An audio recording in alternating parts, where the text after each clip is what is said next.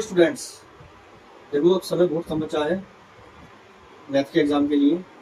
और मैं मैथ्स के पेपर के रिगार्डिंग आपको कुछ टिप्स दूंगा जिनको भी ध्यान रखना है एग्ज़ाम में। एक तरह से देखो, आज भी वर्ल्ड कप है इंडिया का, और हमारे लिए तो वर्ल्ड कप कल ही है, क्योंकि मैथ्स का एग्ज़ाम भी वर्ल्ड कप से कम नहीं है जिसे हमें जीतना है। तो इसके लिए हमें बेस्ट स्ट्रेटेजी का होना बहुत ज़रूरी है। जैसे इंडिया ने भी आज बहुत अच्छी स्ट्रेटेजी बनाई है, न्यूजीलैंड ने भी बहुत अच्छी स्ट्रेटेजी बनाई है। तो इस तरह का बहुत बड़ा महायुद्ध है, तो इसमें स्ट्रेटेजी का होना बहुत जरूरी है। अब वो स्ट्रेटेजी क्या है, मैं आपको बताऊंगा कि किन किन बातों पर ध्यान रखना है, कितना टाइम किस सेक्शन में हमें एक्सपेंड करना है, ठीक है, वो हमें ध्यान रखना है सब चीज़ों का। वीडियो को बने रहना। सबसे पहले हम क्या करेंगे, देखो सबसे पहले हमें 15 मिनट का समय मिलेगा एग्जाम में। उस 15 मिनट के समय को हमें कैसे यूज करना है। उस 15 मिनट के टाइम में हमें क्वेश्चनों को ध्यान से पढ़ लेना है। बहुत सारे मैथ्स के क्वेश्चन ऐसे होते हैं जो पढ़ने के बाद पता लग जाते हैं कि हमें कौन कौन से फॉर्मूले अप्लाई करने हैं और किस तरह से क्वेश्चन हमें करने हैं, ठीक है। कुछ क्वेश्चन ऐसे होते हैं जिन्हें पढ़ने के बाद हम नहीं जज कर पाते कि उन्हें हमें कैसे करना है, माइंड में कोई भी आइडिया हमारे नहीं आ पाता। तो ऐसे क्वेश्चन को मार्क कर लेना उन 15 मिनट के समय में, ठीक है। इन क्वेश्चनों को हमें बाद में करना है। अब बाद में करने का मतलब क्या है कि हमें उस 3 घंटे के समय का यूज करना है कि उसमें किस समय में हमें क्वेश्चन करने हैं। वो सब बातें मैं आपको बताऊंगा। अब सबसे पहले हमें क्या करना है कि हमें सेक्शन ए स्टार्ट करना है। जब कोई बच्चा अगर कंफर्टेबल है तो सेक्शन बी भी स्टार्ट कर सकता है।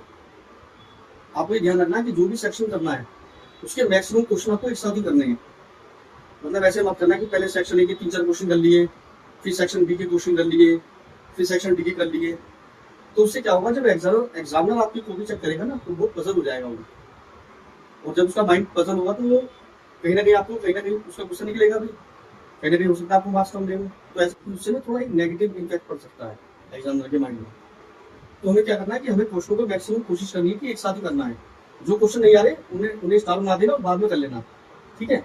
हमें क्या करना है कि हर एक जो हमारी आंसर शीट होगी उसके हमें राइट में एक मार्जिन की लाइन 2 कर लेनी है, जहाँ पे हमें अपनी कैलकुलेशन करनी है या जो भी हमें एक्स्ट्रा काम करना है, ठीक है।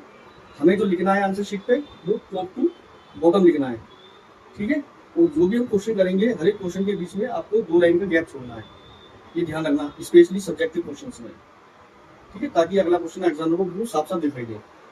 अब आते हैं बात कि सेक्शन ए में हमें कितना समय लेना है, सेक्शन बी में कितना लेना है, सेक्शन सी में कितना लेना है। सेक्शन ए में हमें सबसे पहले 25 मिनट्स एक्सपेंड करने हैं अपने, ठीक है, ध्यान रखना। सेक्शन बी के लिए हमें 20 मिनट्स देने हैं।